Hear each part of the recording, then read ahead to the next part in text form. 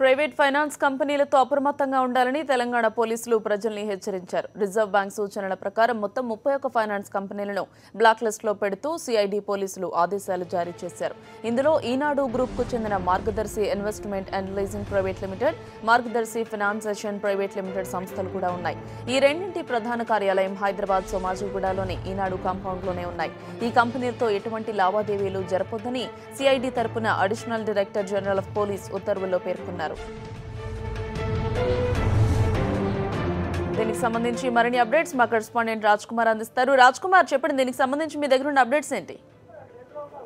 గౌతమి, అక్రమంగా ఆర్బీఐ మార్గదర్శకాలకు వ్యతిరేకంగా ఇటు ప్రైవేట్ సంస్థలు, ఫైనాన్స్ సంస్థలు చాలా వరకు ప్రజల నుంచి అక్రమంగా డబ్బులు వసూలు చేసినటువంటి పరిస్థితి కనబడుతుంది. ఈ మధ్య కాలంలో చూడొచ్చు చాలా వరకు కంపెనీలు, మొన్న రీసెంట్ గా చూసినట్టు అగ్రిగోల్డ్ సంస్థ కావచ్చు, తర్వాత ఇంతకు ముందు మార్గదర్శి ఫైనాన్స్ కు సంబంధించినటువంటి విషయం కావచ్చు, కోట్ల రూపాయలు ప్రజల దగ్గర నుంచి సేకరిస్తూ చివరికి వాళ్ళకి డబ్బులు చెల్లించాల్సి వచ్చేసరికి మాత్రం చేతులెత్తేసినటువంటి పరిస్థితి చూస్తున్నాం. ఇవన్నీ కూడా ఒక నాన్ ఫైనాన్షియల్, అంటే బ్యాంక్ కాకుండా నాన్ ఫైనాన్షియల్ బ్యాంక్స్ కానీ ఇన్వెస్ట్మెంట్ కంపెనీస్ కానీ అక్రమంగా కనుక ప్రజల నుంచి డబ్బు సేకరించినట్లయితే వాళ్ళు చట్టరీత్యా శిక్షార్హులుగా ఉంటారు. వాటికి ప్రజల నుంచి డిపాజిట్ సేకరించేటువంటి అనుమతి ఉండదు. సో ఆర్బీఐ ఖచ్చితంగా మార్గదర్శకాల్లో రూపొందించిన పరిస్థితి ఉంది. సో దీనికి అనుగుణంగా సిఐడి తరఫున additional director general of police ఈ ప్రత్యేక ఉత్తర్వులు జారీ చేసినటువంటి పరిస్థితి కనబడుతుంది. దాదాపుగా 31 నాన్ ఫైనాన్షియల్ కంపెనీలను బ్లాక్ లిస్ట్ లో పెడుతూ సిఐడి పోలీసులు ఆదేశాలు జారీ చేశారు. ఇందులో ఈనాడు గ్రూప్ కి చెందినటువంటి మార్గదర్శి investment and leasing private limited, Margadarsi finance session private limited సంస్థలు లాంటివి ఉన్నాయి. ఇంతకు ముందే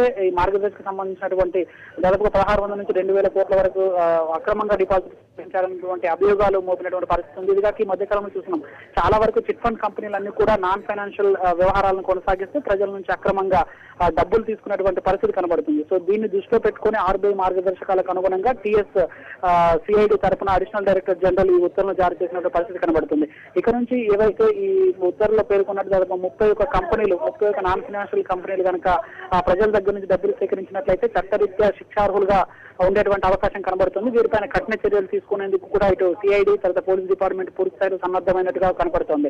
సో గవర్నమెంట్ అంటే ఇంతకు ముందు జరిగినటువంటి ఇష్యూలను పరిగణలో తీసుకుని గవర్నమెంట్ కూడా ఇలాంటి నాన్ ఫైనాన్షియల్ ఆర్గనైజేషన్స్ పైన తీవ్రమైనటువంటి చర్యలు తీసుకునేందుకు కూడా వెనకాజలైనటువంటి పరిస్థితి కనబడుతుంది. అందులో భాగంగానే సిఐడి వీరిపైన నిషేధం విధించినట్టుగా కనబడుతుంది. సో మనం ఈ మధ్య కాలంలో చూసుకున్నట్టయితే వేల కోట్లలో ప్రజల నుంచి డబ్బును సేకరిస్తూ వాళ్ళకి చెల్లించాల్సి వచ్చినప్పుడు మాత్రం చేతులెత్తేసినటువంటి పరిస్థితి కనబడుతుంది. ముఖ్యంగా ప్రజలు ఏంటంటే బ్యాంకింగ్ మనం ఆర్గనైజర్ వేలో ఉన్నట్టు బ్యాంకుల దగ్గర కనుక డిపాజిట్ చేసినట్లయితే వారికి తక్కువ వడ్డీ రేటు వచ్చేటువంటి అవకాశం ఉంటుంది. బట్ ఇదే నాన్ ఫైనాన్షియల్ అనార్గనైజ్డ్ సెక్టర్ లో ఉన్నటువంటి బ్యాంక్ ఇన్వెస్ట్మెంట్ కంపెనీల్లో చేసినట్లయితే ఎక్కువ మొత్తంలో వడ్డీ ఇస్తామని ఆశ చూపుతున్నారు. సో ఆశ చూపడం వల్ల ఏంటంటే ప్రజలు అక్కడ వైపు అట్రాక్ట్ అవ్వడం, అందులో ఇన్వెస్ట్ చేయడం జరుగుతుంది.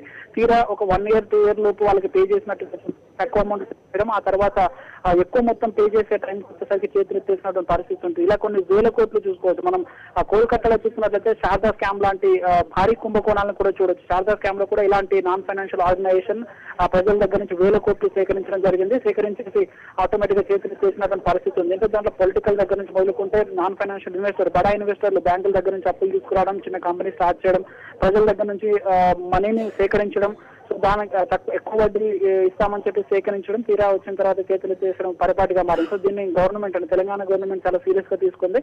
సో సిఐడి ఇన్వెస్టిగేషన్ జరుగుతున్నటువంటి నేపథ్యంలో సిఐడి అడిషనల్ డైరెక్టర్ జనరల్ ఈ ఉత్తర్వులు జారీ చేసినటువంటి పరిస్థితి అయితే మనకు స్పష్టంగా కనబడుతుంది. Gautami, thank you Raj Kumar.